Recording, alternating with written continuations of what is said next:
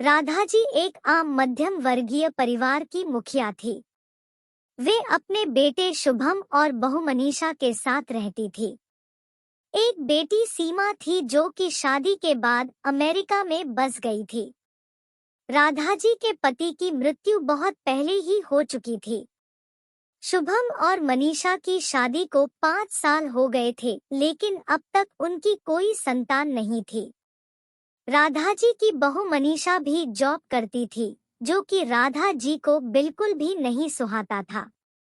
वे जल्द से जल्द दादी बनना चाहती थी, लेकिन मनीषा और शुभम यह अच्छी तरह से जानते थे कि अभी मनीषा का जॉब करना कितना जरूरी था। राधा जी अपने बेटे शुभम से इस बारे में बात करती तो शुभम किसी ना किसी बहाने से बात को टाल देता था। इसलिए वे मनीषा को ही परेशान करने के बहाने ढूंढती रहती थी ताकि वह अपनी जॉब छोड़ दे। और अभी कोरोना काल में तो मानो उनके मन की मुराद ही पूरी हो गई थी। हालांकि वे दिल की बुरी नहीं थी, लेकिन पोते की चाह में वे ना चाहते हुए भी ऐसा कर जाती थी। अपनी हमउम्र सहेलियों को दादी बनते देखकर उनका मन दुखी हो जाता था। उस दिन भी घर में ऐसा ही कुछ हुआ। ऑफिस में काम की वजह से मनीषा देर तक सोती रही और राधा जी को अच्छा खासा मौका मिल गया। ये क्या बहू, अभी तक सो रही हो? पता है सुबह के 10 बज गए हैं। शुभम भी बेचारा कब से उठकर ऑफिस के काम पर लग गया है और तुम हो कि अभी तक सोई पड़ी हो। चलो अब उठकर सबके लिए चाय नाश्ता बना लो। मुझसे कुछ हो नहीं पाता है, वरना मैं तो तुम्हारे भरोसे कभी ना रहती, खुद ही सब कर लेती। सॉरी मांझी, वह देर रात तक काम चलता रहा, इसलिए सुबह सुबह ही सो पाई थी, इसलिए समय का पता ही नहीं चला। आप चलिए, मैं अभी जल्दी से आती हूँ। हाँ हाँ ठीक है, मेरा कुछ नहीं, पर शुभम को देख लो, उसे कुछ चाहिए तो नहीं? कब से उठा है बेचारा। हे भगवान, मुझे जल्दी से ठीक कर दे ताकि मैं ही अपने बेटे का ध्यान रख सकूं, राधा जी ने नाटकीय अंदाज में कहा। राधा जी ने अपनी बहू मनीषा को उठाते हुए कहा। मनीषा ने घड़ी देखी तो वाकई 10 बज गए थे। आज उसकी आंख कैसे नहीं खुली। वह जल्दी जल्दी अपने काम निपटाकर हॉल में आई तो शुभम अपने लैपटॉप के साथ ऑफिस के काम कर रहा था। उसने किचन में जाकर चाय नाश्ता बनाया और फिर रात के बर्तन साफ किए और झाड़ू पोछा करके नहाने चली गई।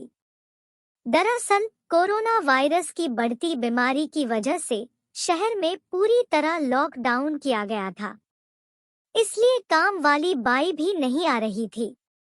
मनीषा खुद एक इंटरनेशनल कंपनी में काम करती थी। उसका ऑफिस टाइम निश्चित नहीं होता था, अधिकतर उसे रात में देर तक काम करना होता था। कल भी उसका काम देर तक चलता रहा, इसलिए वह देर तक सोती रही। मनीषा नहाकर आई तो देखा कि उसकी सास अपने कमरे में अपनी सहेली से फोन पर बात कर रही थी। बातचीत में अपना नाम सुनकर मनीषा सास की बात सुनने लगी। अरे शारदा, तुम भी अपनी बहू को ज्यादा सर पर मत बैठाओ। बहू को ज्यादा उड़ने दोगी तो कल को अपनी नौकरी के चक्कर में वह तुम्हें ही घर की नौकरानी बनाकर छोड़ेगी। मैं तो भाई शुरू से ही मनीषा के नौकरी करने के खिलाफ थी। अब करे नौकरी शौक से, पर साथ साथ घर के काम भी करे। मैं तो बदन दर्द का बहाना बनाकर बैठ जाती हूँ, नहीं तो सारे काम का बोझ मेरे सिर पर आ गिरता। मैं कोई मुफ्त की नौकरानी थोड़े ही हूँ। मैं तो कहती हूँ तुम भी यही किया करो। सास की बात सुनकर मनीषा की आंखों में आंसू आ गए। वह जिस सास को बीमार समझकर उनकी दिन रात सेवा करती है, उन्हें एक गिलास तक उठाने नहीं देती है, सारा दिन घर का और रात को ऑफिस का काम करके थकान से चूर होकर भी उफ तक नहीं करती, उसका यह फल मिला है उसे। माना वे मेरी नौकरी के खिलाफ है, मगर यदि घर की किश्त नहीं होती तो वह भी कभी नौकरी नहीं करती। शुभम का बोझ कम करने के लिए ही तो वह नौकरी कर रही थी। खैर, अभी के मुश्किल समय में वह सास से किसी भी बात पर बहस नहीं करना चाहती थी जिससे घर का माहौल खराब हो। इसलिए वह उनकी बात को नजरअंदाज करके वहां से चली गई। लेकिन उसकी नजरों में राधा जी की इज्जत जरूर कम हो गई थी।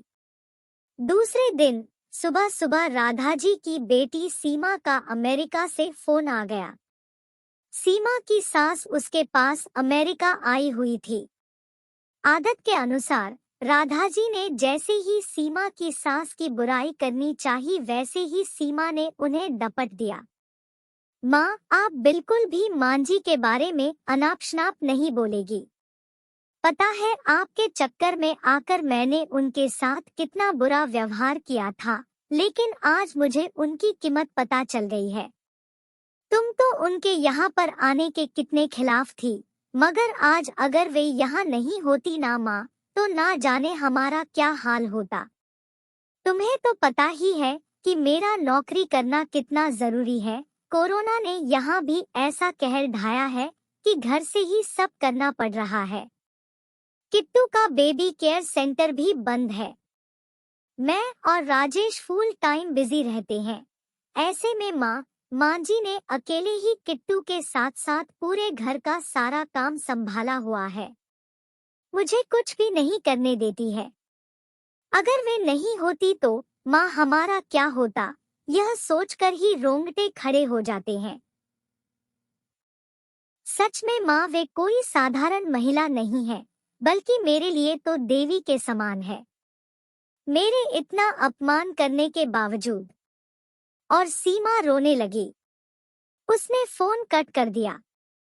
सीमा की बात सुनकर राधा जी की भी आंखें भर आईं।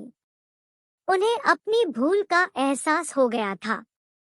मनीषा तो वाकई उनका कितना ख्याल रखती है। उनकी कड़वी से कड़वी बात का भी बुरा नहीं मानती है, उल्टे जवाब भी नहीं देती है। वाकई अभी का समय तो एक दूसरे को हौसला देने का है, सारे गिले शिकवे भुलाकर एक दूसरे की मदद करने का है। तो फिर वे स्वार्थ में कैसे अंधी हो गई थी, इतना कैसे गिर गई थी कि ऐसे मुश्किल समय में अपने ही परिवार की सहायता नहीं कर सकती। उन्होंने उसी समय मनीषा को बुलाकर उसके सिर पर प्यार से हाथ फेरते हुए कहा, मनीषा, आज से घर के कामों की आधी जिम्मेदारी मेरी रहेगी। मैंने आज तक तुम्हें जो भी कहा और किया उसके लिए सॉरी। चलो अब तुम जाकर आराम करो, खाना मैं बना लूंगी। इधर सास का बदला हुआ रूप देखकर मनीषा की भी आंखों में खुशी के आंसू आ गए और अपनी सास के प्रति उसके मन में फिर से पहले वाला सम्मान वापस आ गया था। शायद हमारे जीवन में मुश्किल समय आता ही इसलिए है कि हमें एक दूसरे की अहमियत का पता चले। अपनी गलतियों का एहसास होने और आगे बढ़कर माफी मांगने से वाकई इंसान छोटा नहीं बल्कि बहुत बड़ा हो जाता है। राधा जी की तरह।